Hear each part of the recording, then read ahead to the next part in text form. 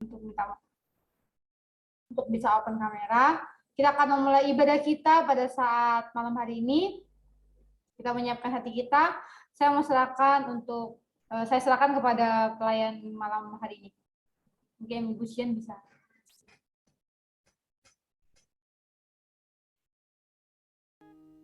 Shalom, selamat malam. Shalom, puji nama Tuhan. Pada malam hari ini kita datang di hadapan Tuhan, di dalam hadirat Tuhan. Mari kita mempersiapkan seluruh kehidupan kita. Mari kita beri kemuliaan bagi Tuhan melalui pujian, melalui penyembahan kita. Mari kita nyanyikan pujian, ku beri kemuliaan.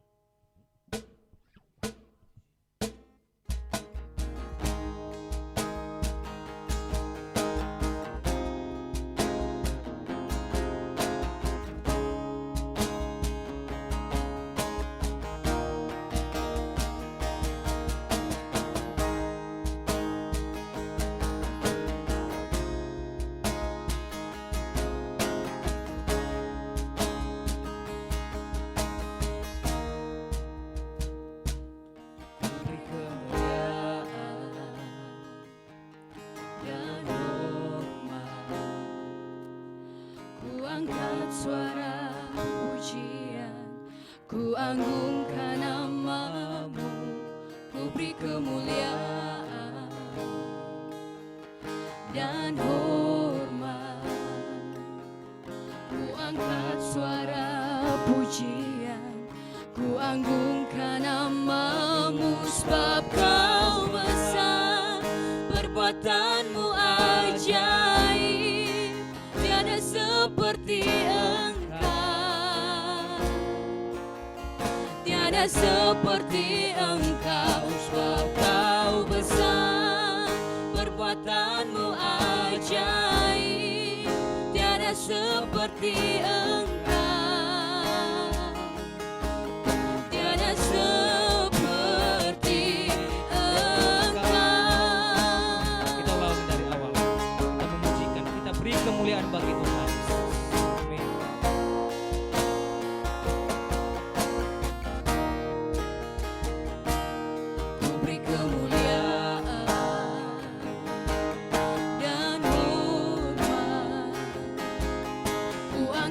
Suara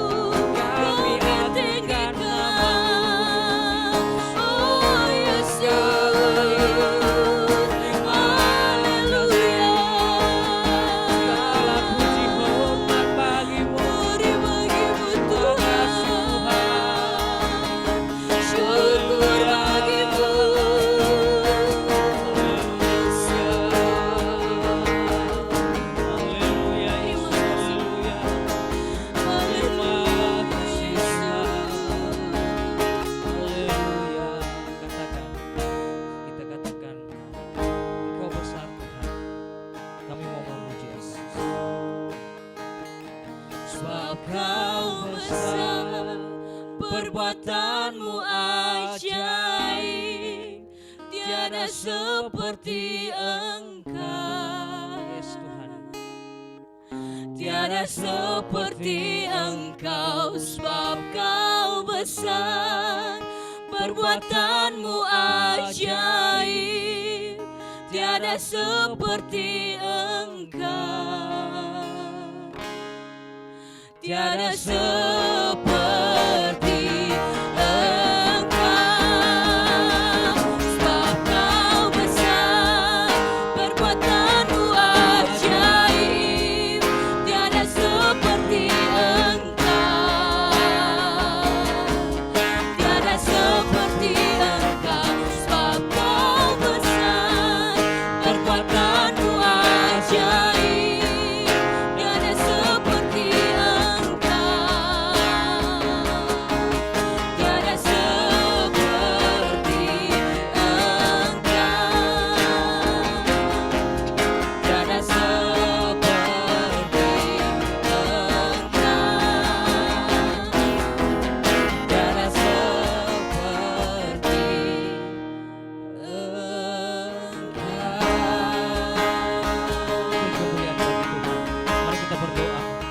Bapa dalam surga, pada malam hari ini Tuhan, kami menyerahkan seluruh kehidupan kami, baik yang ada di ruang Zoom maupun yang kami sebagai pelayan. Tuhan, tolong kami Tuhan, Engkau memberkati seluruh kehidupan kami, dan kami menyerahkan ibadah kami mulai dari awal sampai kami mengakhirinya nanti, semua dalam penyertaan Tuhan, pertolongan Tuhan. Kami siap memuji memuliakan nama Tuhan dalam nama Tuhan Yesus. Haleluya, amin.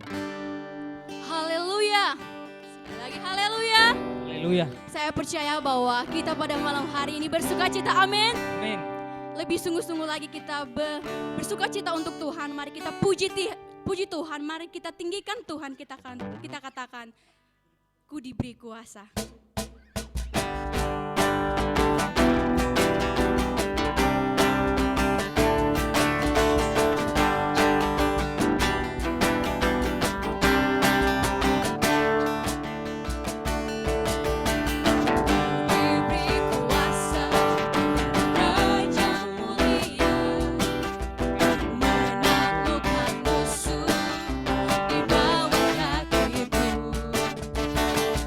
Pakai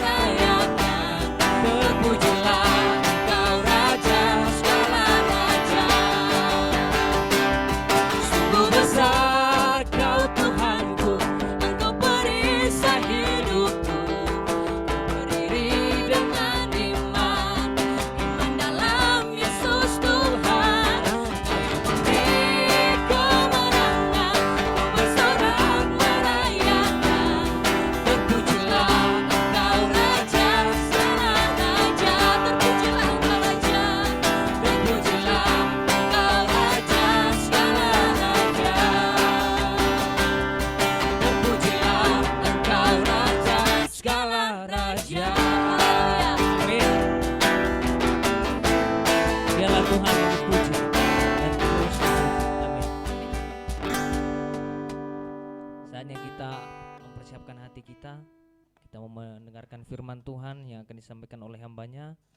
Dan marilah kita mempersiapkan seluruh kehidupan kita untuk menyambut firman Tuhan.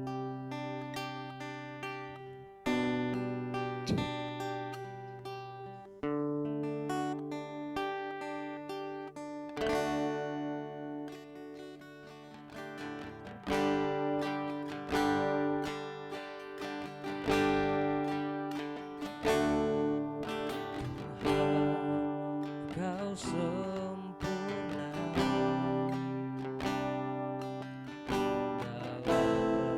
rencanamu dan karyamu. Ku serahkan hidupku, murnikan dengan rohmu.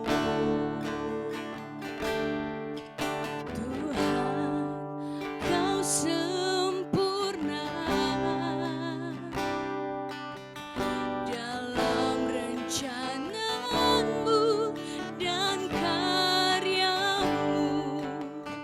Ku serahkan hidupku, murnikan dengan rohmu. Hidupku menggenapi firman-Mu, tanda mukjizat sertai tiap langkahku. Kau bersamaku di dalamku, jadi bukti kebesaran-Mu.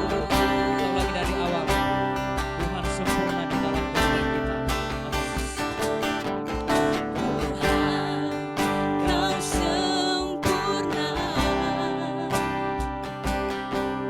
dalam rencanamu dan karyamu.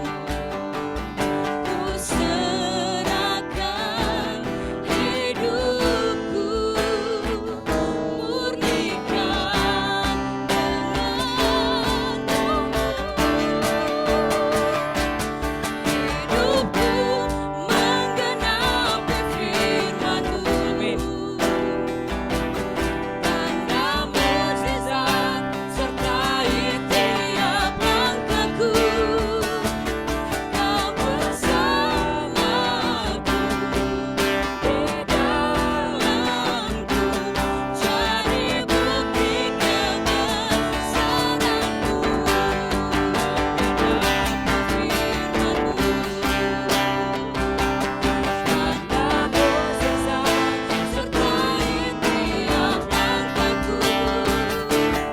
Kau bersamaku di dalamku, jadi bukti kebesaran-Mu. Jadi bukti kebesaran-Mu. Jadi bukti kebesaran-Mu. Pelayan selanjutnya saya serahkan kepada hamba.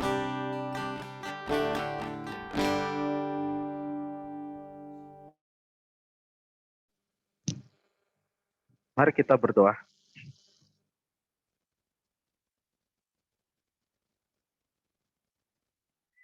Kami bersyukur kepadamu, ya Allah kami, Tuhan kami, Juru Selamat hidup kami. Pada hari ini kami mau belajar untuk kami bisa mengenal kebenaran-Mu yang sejati, yang pada hakikatnya kami tidak layak untuk mengetahui kebenaran. Tetapi karena kasih karunia dan anugerah Tuhan, sehingga kami dilayakkan. Terima kasih Tuhan untuk kesempatan pada malam hari ini.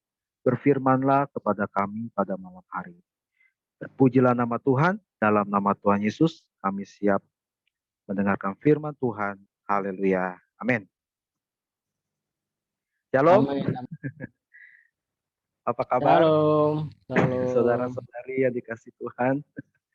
Ya, perkenalkan Mungkin sudah ada yang kenal, tetapi mungkin juga ada yang belum kenal. Perkenalkan, nama saya Yogi Octavianus. Saya asal dari Kota Bekasi. Usia saya 23 tahun. Apalagi ya, status belum menikah tetapi sedang didoakan. Waktunya Tuhan, ya. Saya mahasiswa semester akhir dari Sekolah Tinggi Alkitab Surabaya atau STAS.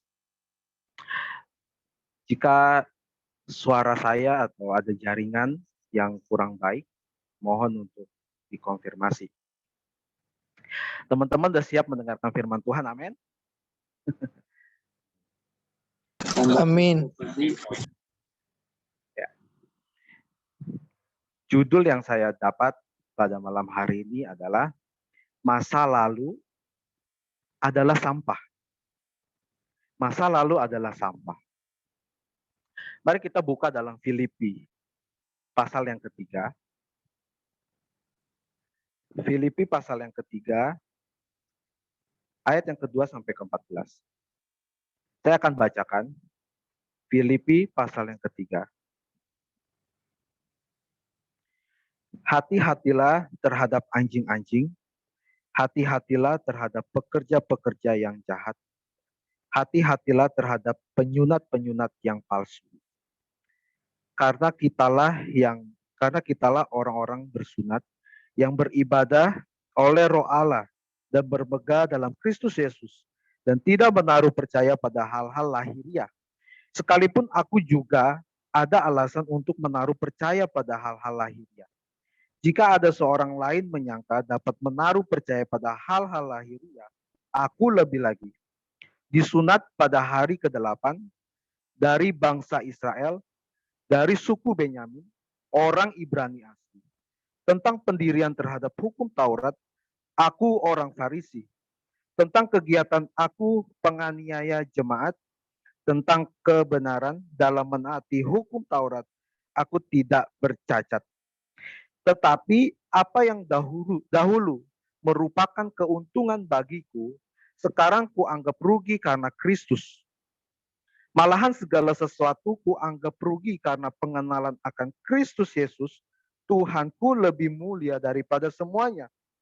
Oleh karena dialah, aku telah melepaskan semuanya itu dan menganggapnya sampah, supaya aku memperoleh Kristus dan berada dalam dia, bukan dengan kebenaranku sendiri karena menaati hukum Taurat, melainkan dengan kebenaran karena kepercayaan kepada Kristus, yaitu kebenaran yang Allah anugerahkan berdasarkan kepercayaan.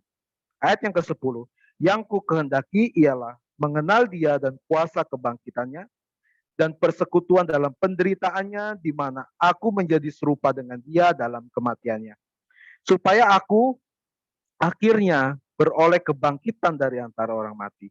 Bukan seolah-olah aku telah memperoleh hal ini atau telah sempurna, melainkan aku mengejarnya. Kalau aku dapat juga menangkapnya, karena aku pun telah ditangkap oleh Kristus Yesus.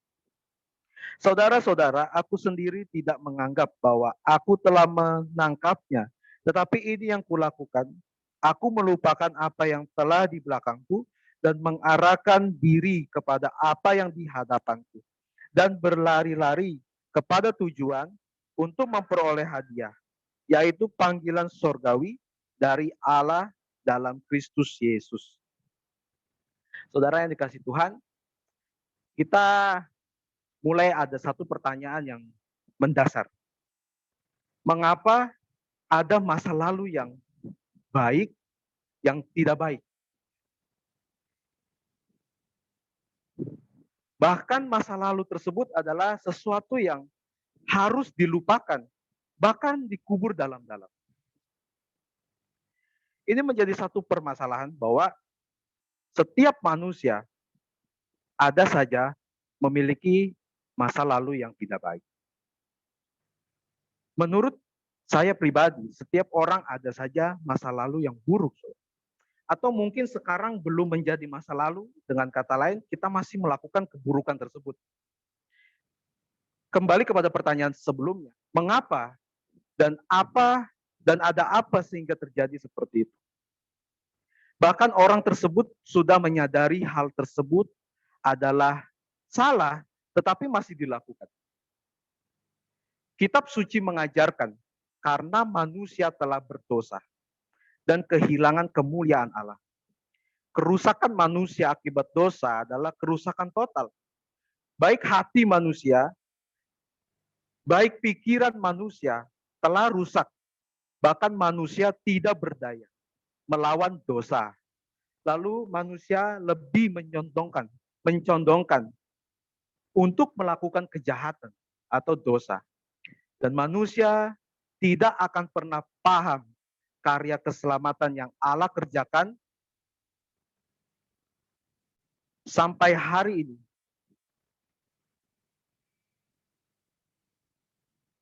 Tidak pernah paham karya keselamatan yang Allah kerjakan sampai hari ini. Kalau kita melihat, saudara, begitu banyak orang yang menolak Yesus. Mereka berkata bahwa, mengapa kita menyembah Allah yang mati? Mengapa kita menyembah manusia yang menjadi Allah? Semua ini akibat dosa. Sampai yang benar jadi salah. Dan yang salah jadi benar. Orang-orang sudah tidak dapat membedakan mana kebenaran mutlak, mana kebenaran yang berasal dari Allah, dan mana kebenaran yang berasal dari dirinya sendiri. Selama orang itu belum dinyatakan oleh Allah, maka selama itu orang tersebut tidak akan pernah paham dan mengerti secara menyeluruh tentang karya keselamatan yang Allah kerjakan. Jadi dosa ini telah mengacau balaukan, merusak manusia secara total. Dosa menjadi masalah segala aspek kehidupan manusia. Kehidupan manusia sepanjang sejarah dan keberadaan manusia di segala abad. Jadi sebelum Yesus datang dalam dunia ini, tidak ada penyelesaian terhadap dosa. Tetapi ketika Kristus datang ke dalam dunia ini, maka dosa diselesaikan di dalam Kristus. Penyelesaian dosa tidak akan ditemukan di luar Kristus. Allah yang maha segalanya, maha suci, maha agung, maha mulia, rela berinkarnasi, menjadi daging, menjadi manusia, untuk menyelamatkan manusia yang sudah rusak akibat dosa. Tema pada malam hari ini yang dimaksud dari masa lalu adalah apa? Itu merupakan masa lalu kita di dalam dosa. Ketika kita hidup di luar daripada Kristus. Bahkan mungkin kita sebagai orang Kristen hanya Kristen karena aku lahir dalam keluarga Kristen dan tidak mementingkan arti pertobatan di dalam kehidupan ini. Dari semuanya ini, kita akan melihat bagaimana kebenaran firman Tuhan menjawab pada hari ini. Saudara-saudara yang dikasihi oleh Tuhan Yesus, kita sudah sama-sama membaca dari nas tersebut. Kehidupan Rasul Paulus menjadi teladan hidup yang bermula hidup yang jauh dari kebenaran Allah, sampai kepada hidup yang baru, hidup yang mengasihi Tuhan, hidup yang mencintai Tuhan, bahkan hidup yang berkorban bagi nama Tuhan. Untuk itu malam hari ini mari kita kita tidak lebih baik dari hidup Paulus yang lama. Jadi kita mau merendahkan diri dan kita mau belajar dari kebenaran firman Tuhan pada malam hari ini. Nah, untuk itu kita harus mengerti ya, bagaimana latar belakang daripada kota Filipi, daripada jemaat di Filipi. Ya mungkin teman-teman semua ya, ada kakak-kakak senior yang luar biasa Tuhan sudah pakai. Ya, jadi kita sama-sama belajar ya. Sekalipun hal ini diulang, tetapi kita sama-sama rindu untuk belajar firman Tuhan. Kota Filipi terletak di daerah pedalaman Yunani, tepatnya di Via Egnatia, yaitu satu jalan yang menjadi penghubung antara daerah timur dan barat Romawi. Banyak dari penduduk kota Filipi adalah para budak dan veteran perang. Penyebab pada tahun 42 sebelum Masehi, telah terjadi peperangan antara Brutus dan Cassius melawan Antonius dan Augustus, yang dimenangkan Antonius dan Augustus. Perang terulang kembali pada tahun 31 sebelum Masehi. Kali ini Agustus mengalahkan Antonius dan diangkat menjadi kaisar. Orang-orang yang mendukung Antonius pun dibuang ke Filipi Tidak mengherankan bila para budak veteran perang, penduduk pribumi, dan para pemimpin kota berbaur di kota ini. Jadi kalau kita melihat bahwa kehidupan di kota Filipina adalah kota yang terpencil, menjadi tempat pembuangan budak dan veteran perang. Sementara itu kelompok orang-orang Yahudi ditemukan sangat sedikit jumlahnya di Filipi. Terbukti dengan tidak ditemukannya rumah ibadat Yahudi kecuali sebuah rumah sembayang yang terletak di luar kota. Keterangan ini berdasarkan laporan Paulus tentang perjalanannya di Filipi sebagaimana yang tercatat dalam Kisah Para Rasul 16 ayat 13. Kota Filipi adalah kota yang pertama kali dikunjungi Paulus dalam perjalanannya di Eropa.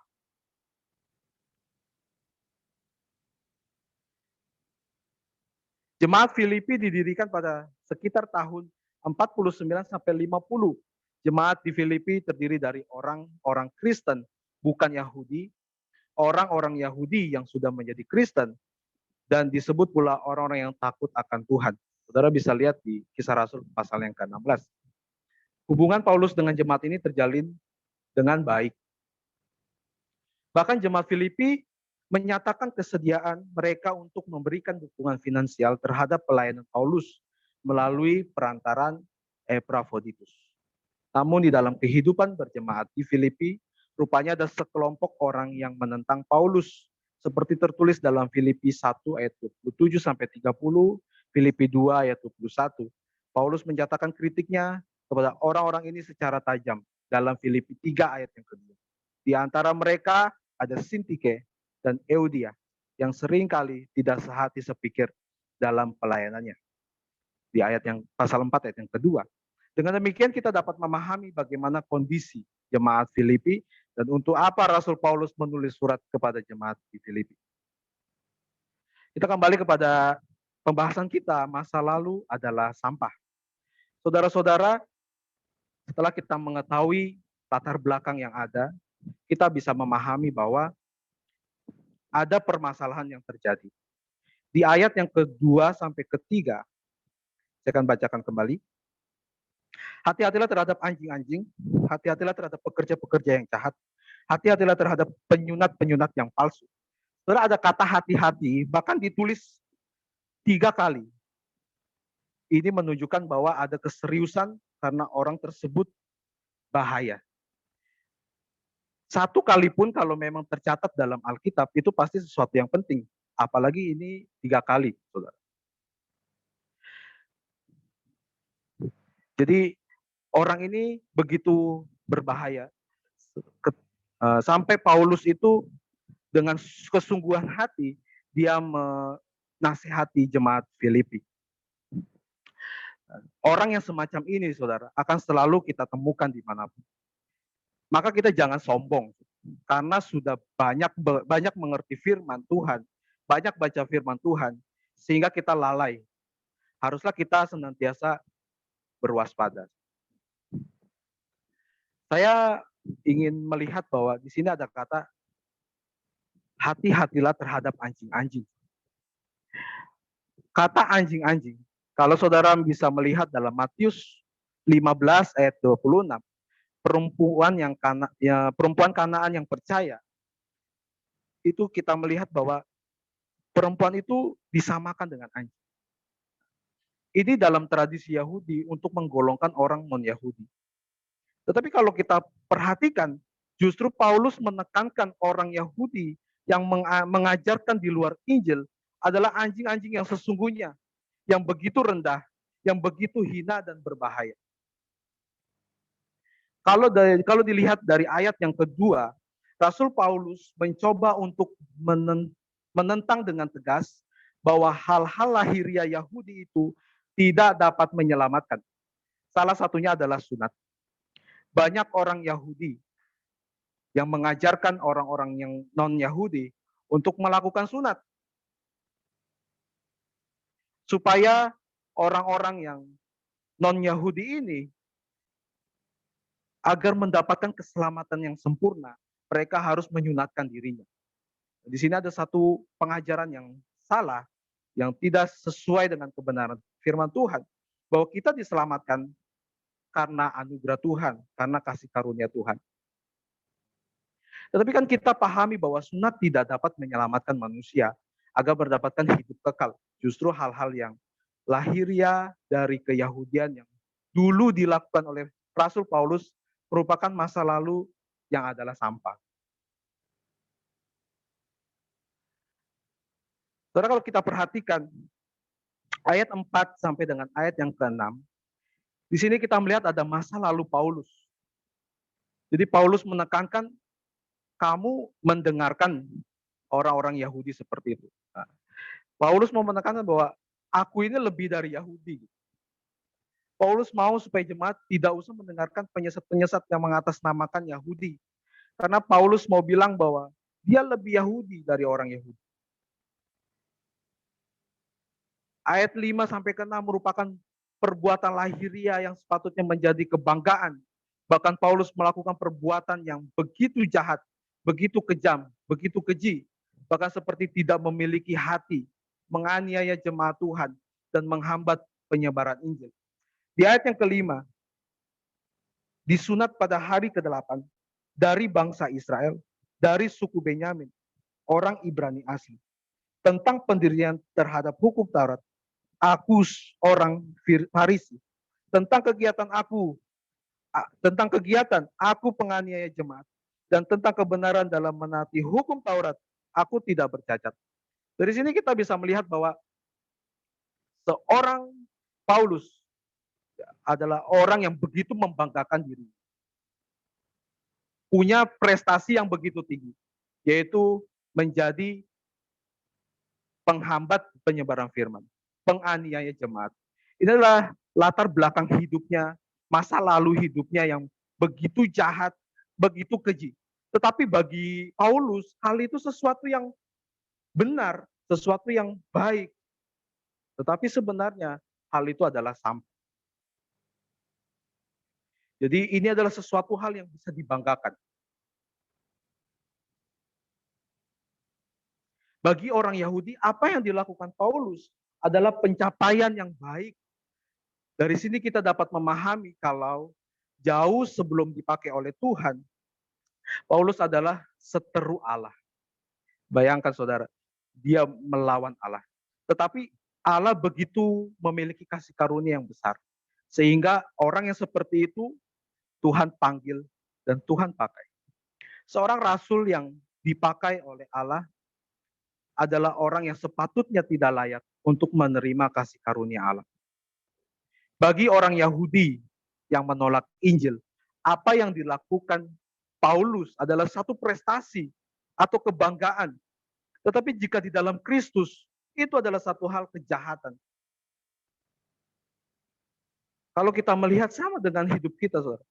Masa lalu kita yang begitu jelek, seringkali menjadi kebanggaan bagi orang-orang yang tidak mengenal Tuhan.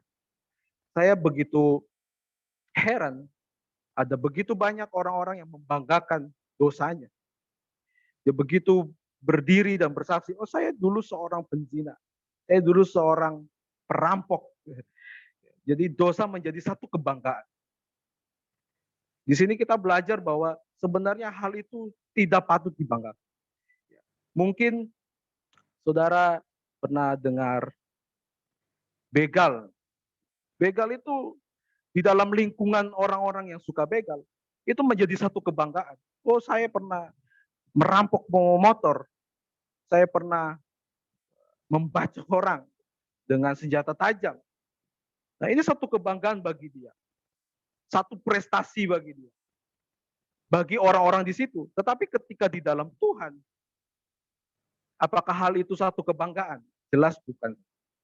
Itu adalah satu masa lalu yang adalah sampah yang harus dibuang. Jadi kalau kita menyadari hidup kita yang begitu keji, begitu jahatnya, sebelum kita memahami dan mengerti kebenaran firman Tuhan, kita akan menjadi orang yang merasakan anugerah Tuhan itu begitu besar dan indah. Bagaimana kebenaran Tuhan, kebenaran firman Tuhan yang memimpin hidup kita. Layakkah kita untuk menerima kebenaran firman Tuhan? Lalu melihat hidup kita, pasti tidak akan layak. Seperti Paulus pada saat ini. Dia adalah orang yang bukan baik-baik. Dia adalah orang penentang Kristus. Tetapi kita melihat bahwa dari masa lalu yang buruk, Tuhan ubah dia menjadi masa depan yang luar biasa yang Tuhan pakai. Lalu bagaimana Paulus sampai kepada titik pertobatan? Ayat 7 sampai dengan ayat yang ke-8. Tetapi apa yang dahulu merupakan keuntungan bagiku, sekarang kuanggap rugi karena Kristus. Malahan segala sesuatu kuanggap rugi karena pengenalan akan Kristus Yesus Tuhanku lebih mulia daripada semuanya. Oleh karena dialah aku telah melepaskan semuanya itu dan menganggapnya sampah supaya aku memperoleh Kristus. Sampai di mana titik Paulus mengalami pertobatan, sampai dia menyadari bahwa apa yang dianggapnya hebat, membanggakan, berprestasi, bahkan dianggap satu keuntungan, tetapi ketika mengenal Kristus, maka semua yang terlihat baik itu adalah satu kerugian. Paulus mau mengingatkan bahwa berapa banyak waktu yang dibuang untuk melakukan hal-hal yang sia-sia, bahkan yang tidak berkenan oleh Allah. Ia merasa betapa ruginya apa yang ia lakukan selama ini hanya untuk dirinya dan hanya untuk kaum Yahudi. Inilah titik tolak pertobatan yang sejati. Mau kita injili seperti apapun, kalau Allah belum mencelikkan mata rohani, maka selama apa yang dipandangnya baik itu dilakukan dan tidak peduli kalau ia menyakiti hati Tuhan. Jadi kalau kita melihat Bapak Ibu Saudara yang dikasih oleh Tuhan, titik tolak dari pertobatan itu adalah ketika kita menyadari bahwa hanya Tuhan saja, satu-satunya yang harus kita banggakan. Hanya Kristus saja, satu-satunya harus kita banggakan. Apa yang sudah kita lakukan dalam hidup ini? Apa kebanggaan-kebanggaan Bapak Ibu Saudara yang selama ini menjadi satu hal yang hebat, yang besar, itu semuanya tidak ada apa-apanya dibanding dengan Tuhan. Karena Kristuslah sesungguhnya hal yang berharga dalam kehidupan kita. Nah, dari sini kita melihat bahwa sama seperti hidup kita. Mungkin selama ini kita menganggap kita melakukan sesuatu yang berharga. Sesuatu yang menguntungkan bagi kita. Tapi kalau kita sadari bahwa hal itu sia-sia dibandingkan dengan pengenalan Tuhan. Misalnya Bapak, saudara-saudara yang kuliah, gitu, nyontek misalnya, dengan bangganya mendapatkan nilai yang baik. Misalnya nilainya A, dengan bangganya. Padahal hal itu adalah hasil dari orang lain. Tapi kita begitu bangga. Kita harus sadar, saudara. Kita harus sadar bahwa itu bukan kebanggaan sesungguhnya. Tetapi Kristuslah kebanggaan sesungguhnya. Keselamatan dari Allah kebanggaan sesungguhnya. Lalu kita mau melihat bahwa bagaimana dasar pertobatan dari Paulus atau tujuan Paulus melepaskan semuanya itu. Yang pertama, kalau kita bisa melihat di ayat yang ke-9 sampai ke-12, dan berada dalam dia bukan dengan kebenaranku sendiri karena menaati hukum Taurat, melainkan dengan kebenaran karena kepercayaan kepada Kristus. Itu kebenaran yang Allah anugerahkan berdasarkan kepercayaan. Yang ku kehendaki ialah mengenal dia dan kuasa kebangkitannya dan persekutuan dalam penderitaannya, di mana aku menjadi serupa dengan dia dalam kematian dan seterusnya. Jadi yang pertama, dasar dari pertobatan atau tujuan Paulus melepaskan semuanya itu, melepaskan sampah-sampah dalam hidupnya, yaitu berada di dalam dia. Semua yang dianggap keuntungan, yang dilakukan sebelum mengenal Yesus, sekarang harus ditanggalkan, agar Paulus tinggal di dalam Yesus. Bahkan sekarang setelah percaya kepada Yesus, satu-satunya yang membanggakannya hanyalah Allah yang telah menyelamatkannya. Apakah saudara lebih memilih apa yang membanggakan dalam hidup saudara? Masa lalu yang jahat, masa lalu yang keji. Bagi di luar Tuhan, sesuatu yang membanggakan, atau saudara memilih berada di dalam Tuhan, maka dari itu, marilah kita tanggalkan perbuatan yang begitu busuk, perbuatan yang begitu keji, perbuatan yang begitu jahat, dan masuk ke dalam persekutuan bersama dengan Yesus. Kita kadang-kadang menjadi hamba Tuhan, menjadi sarjana teologi, meremehkan orang, meremehkan pengkhotbah. Kita merasa diri kita paling pintar. Dari sini kita belajar. Marilah kita memiliki hati yang rendah hati untuk menerima setiap teguran dari firman Tuhan. Saudara, kedua, serupa dengan Kristus. Jadi tujuan dari apa yang dilepaskan oleh Paulus, sampah-sampah dalam hidupnya, itu adalah serupa dengan Kristus. Artinya, Paulus merasakan kuasa kebangkitan Yesus, membangkitkan dirinya dari segala dosa-dosanya. Sampai kapanpun manusia tidak akan pernah lepas dari dosa-dosa atau masa lalu yang adalah sampah, kalau bukan karena Allah sendiri yang memberikan kemampuan kepada kita. Saudara-saudara, terkadang Allah memanggil kita untuk merenungkan kematian dan kebangkitannya. Karena dalam kematian dan kebangkitan Yesus, ada pengharapan yang sejati yang menghibur kita sambil menanti kedatangannya yang kedua kali. Kita tahu kalau di beberapa denominasi gereja, 1 kali sebulan melaksanakan sakramen perjamuan untuk mengingatkan bahwa kita adalah milik Allah. Untuk mengingatkan bahwa apa yang kita lakukan yang menyakiti hati Tuhan, kita stop. Dan kita melakukan apa yang menyenangkan hati Tuhan. Jadi dari perjamuan setiap sebulan sekali, itu memiliki makna yang begitu dalam. Kalau saudara merenungkan, itu sesuatu hal yang luar biasa. Ketika kita mengikut sehidangan dengan Kristus di dalam kematiannya, itu adalah satu hal yang sangat luar biasa.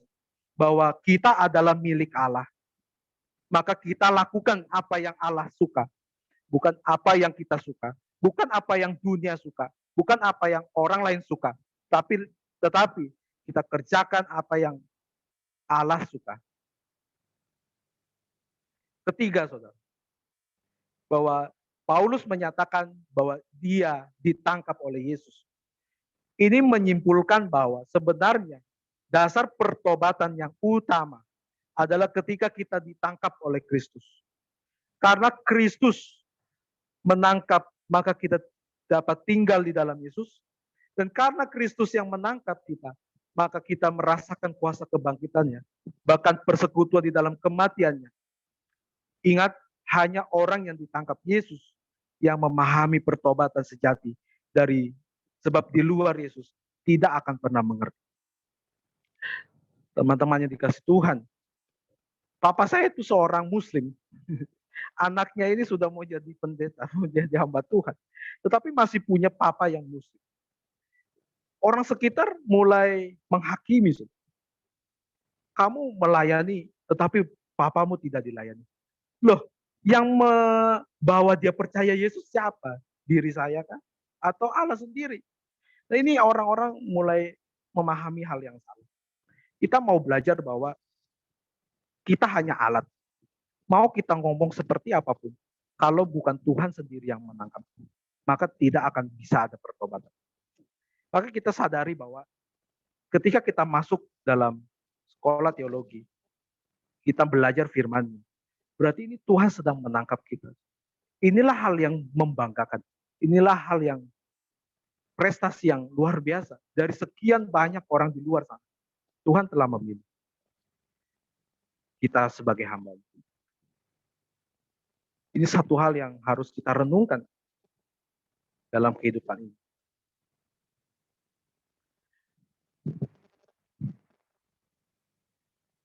Dan yang pembahasan yang terakhir adalah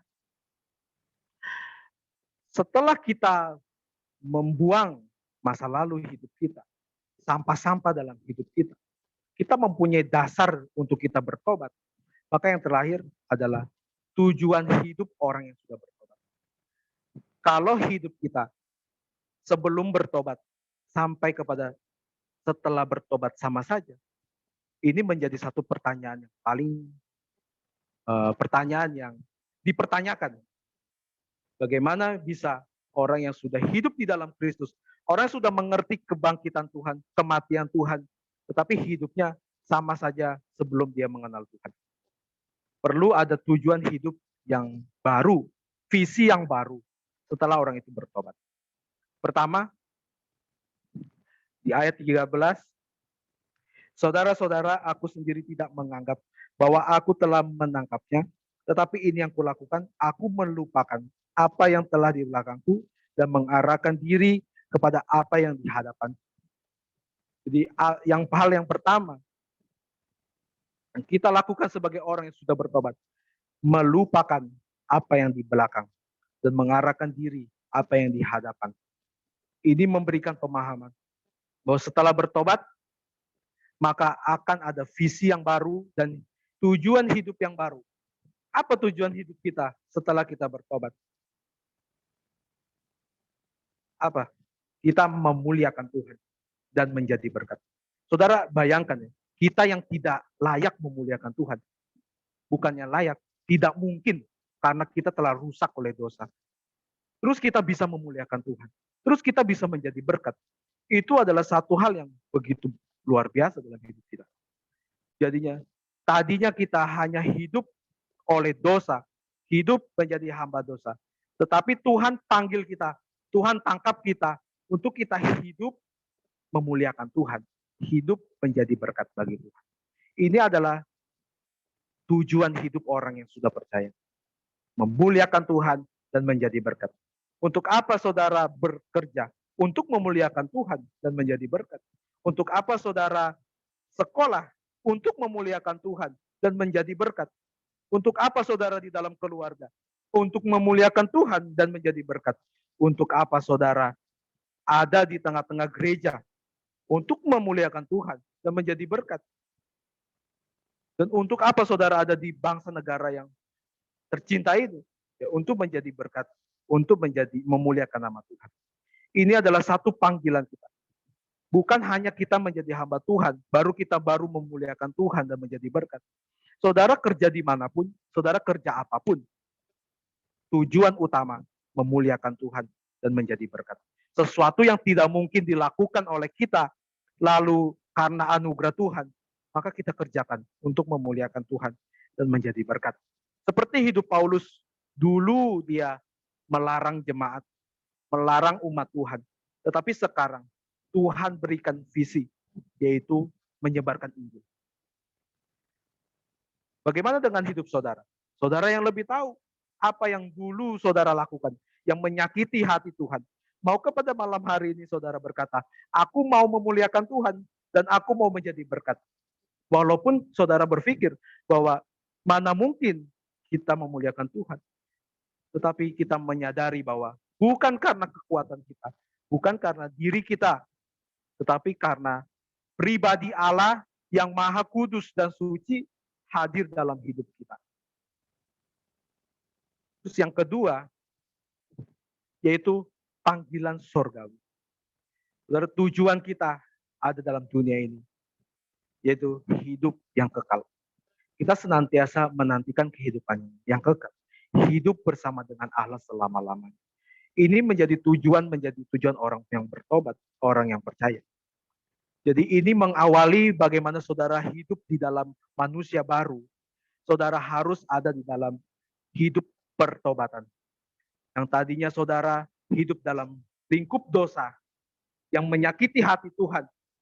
Karena saudara tidak memahami dan tidak tahu, karena dosa itu telah merusak hidup kita. Maka ketika kebenaran itu membebaskan kita, sehingga kita bisa memiliki pemahaman yang benar terhadap Allah. Mari kita ubah hidup kita. Dari yang tidak dapat memuliakan Allah, bisa memuliakan Allah. Dari yang tidak bisa menjadi berkat, bisa menjadi berkat.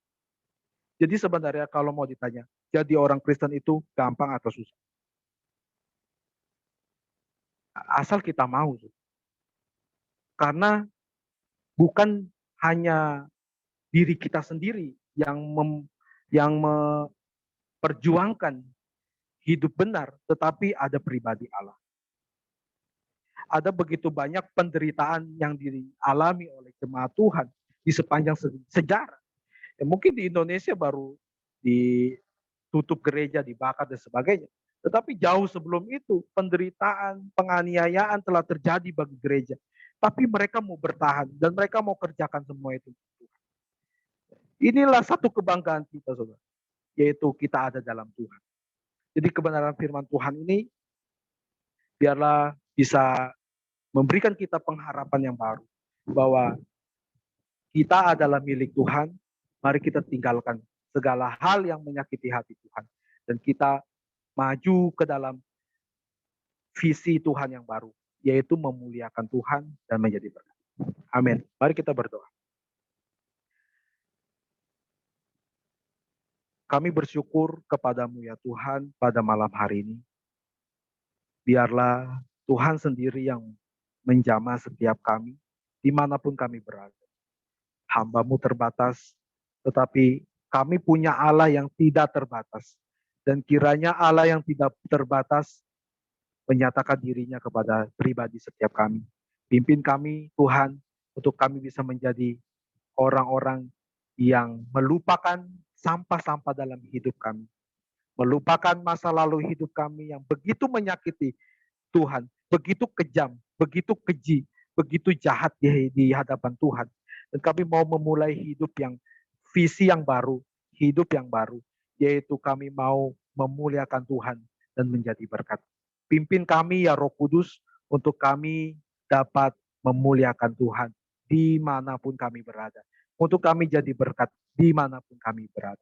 Terpujilah nama Tuhan, dalam nama Tuhan Yesus kami berdoa syukur. Haleluya. Amin. Amin, amin.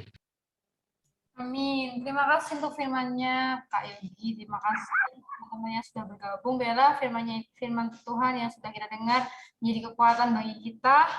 Dan teman-teman, bagi teman-teman yang ingin mengetahui informasi ibadah kita setiap minggunya, teman-teman bisa chat nomor ini dan teman-teman nanti kita bisa masukkan ke grup. Dan terima kasih untuk semuanya yang sudah bergabung dan terima kasih untuk pelayan Tuhan pada saat malam hari ini. Dan jangan lupa untuk kita bergabung minggu depan. Dan saat malam hari ini, terima kasih juga teman-teman yang baru bergabung. Saya ucapkan selamat datang, selamat bergabung di Grow in Christ. Biarlah kita semakin sama-sama bertumbuh di dalam Tuhan. Dan kita akan menutup ibadah kita pada saat malam hari ini. Namun sebelumnya kita akan menyanyikan sebuah lagu. Oh ya, kita akan foto bersama-sama dulu ya teman-teman, supaya nanti enggak ini. Kita akan foto sama-sama. Nanti bisa minta tolong. Oh ya, saya aja yang foto. Teman-teman bisa buka kameranya yang cantik-cantik, yang ganteng-ganteng. Biar terlihat muka wajahnya yang cantik, yang ganteng, yang penuh sukacita pada malam minggu ini. Ini dan amat mungkin yang nggak bisa buka on kamera mungkin ini ya. Oke, masih saya tunggu teman-teman. Oke, mungkin ini aja yang bisa ya. Saya hitung ya teman-teman. Teman-teman bisa bergaya sesuka teman-teman. Oke. 1, 2, 3. Oke. Sekali lagi ya teman-teman.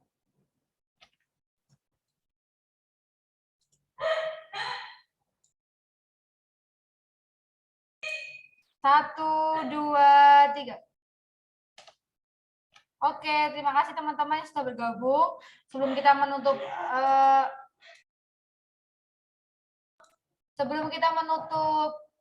ibadah kita akan menyanyikan sebuah lagu Ku Melupakan yang di belakangku.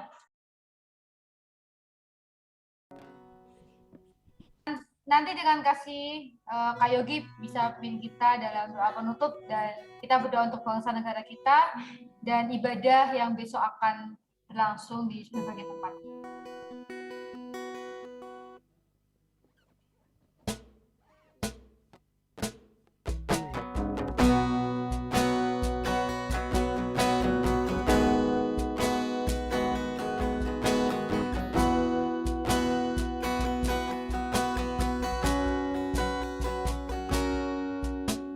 Ku melupakan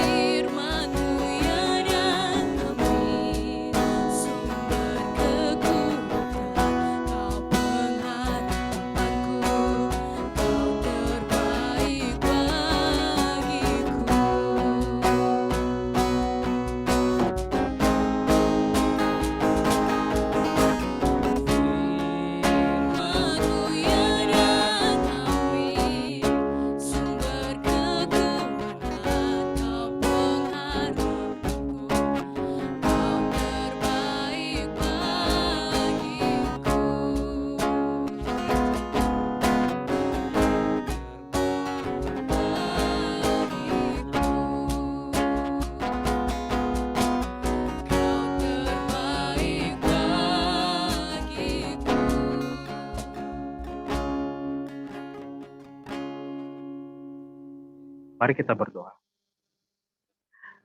Kembali kami datang kepadamu ya Tuhan pada malam hari ini. Secara khusus kami berdoa untuk bangsa negara kami. Kami serahkan Indonesia dalam tangan Tuhan, dalam kondisi yang ada hari ini. Kami tetap menyerahkan ke dalam tangan Tuhan. Kiranya Tuhan memberkati bangsa dan negara kami. Kiranya Tuhan memberkati pemerintahan yang ada di dalam bangsa ini. Presiden, Wakil Presiden, kami serahkan dalam tangan Tuhan untuk memimpin bangsa ini. Kiranya roh takut akan Tuhan hadir bagi pemimpin-pemimpin kami, dari yang tertinggi hingga yang terendah.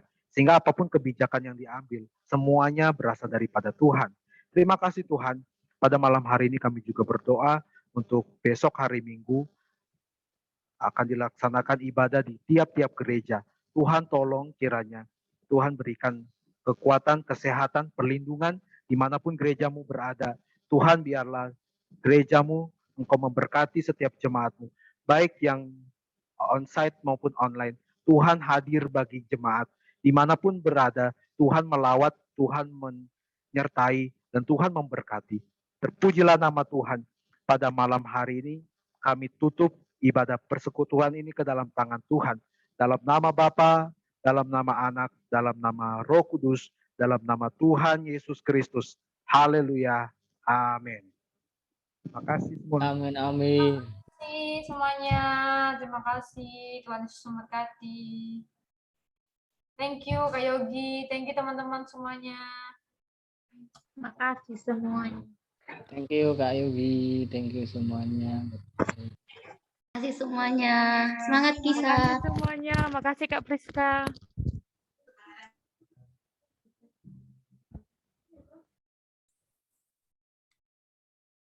Makasih ya Priska. Terima kasih Kak Filipus. Selamat Makasih pelayanan. Kak Priska. Terima kasih Aman. Terima kasih Kak Seventeen. Terima kasih Siska. Sama Kak Filipus. Terima kasih Pak Yohanes. Kak Yohanesnya lagi sibuk. Berikan kesempatan kepada Pak Yohanes bisa menyumbangkan satu lagu itu Pak Yohanes itu. Jangan kita kabur guys. Kita kabur guys. Kalau Kak Yohanes. Thank you Kak Filipus, thank you semuanya. God bless you. Aku tutup ya guys. Selanjutnya teman-teman bisa bergabung kalau mau ikut di live-nya IG Aldo. Jangan Kak Yohanes jangan nyanyi. Kasihan Kak bikinnya Aldo nanti. Nggak ada yang lihat. Oke ya. Selamat juga. Tidur, soalnya ibadah besok tidur. Oke, selamat beribadah. Selamat. Hah? Siapa yang nanya itu nggak ada ibadah besok? Nggak tahu hari dah itu. Tidurnya dia di ibadah Kak. Tidurnya di ibadah. Astagfirullahaladzim. Nah. Oke, selamat. Shalom.